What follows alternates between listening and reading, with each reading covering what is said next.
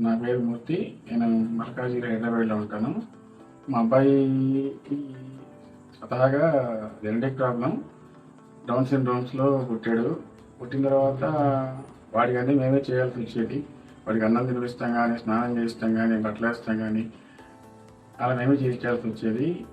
కొంతకాలం తర్వాత మాకు తెలిసిన వాళ్ళ ద్వారా ఆంధ్రబాగ్లో నియో కేర్ బెల్లంకొండ నాగేశ్వరరావు గారి దగ్గరికి వచ్చి సంప్రదించాము. సో సార్ మా అబ్బాయిని బాగా నిశ్చితంగా గమనించి ఎట్లా చేయాలి, ఏం చేయాలని చెప్పి ఒక స్టడీ చేసి ఒక మందులు కేస్ షీట్ తయారు చేసుకుని ఇలా వాడదాం అని చెప్పని ముందుకెళ్ళాము. ఈ క్రమంలో మందులు వాడిన తర్వాత ఇప్పుడు చాలా మార్పులు వచ్చాయి. మార్పులు ఏమంటే వాడంతటి వాడే భోజనం చేస్తున్నాడు, వాడి బట్టలు వాడే వేసుకుంటున్నాడు, స్కూల్కి వెళ్తున్నాడు.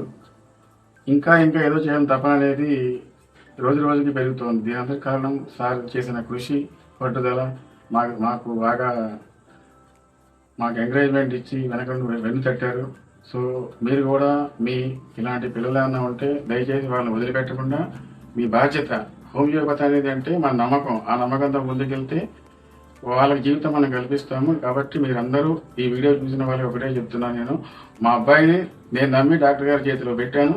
డాక్టర్ గారు చెప్పిన ప్రకారం అన్నీ వాడిన తర్వాత చాలా మార్పు వచ్చింది.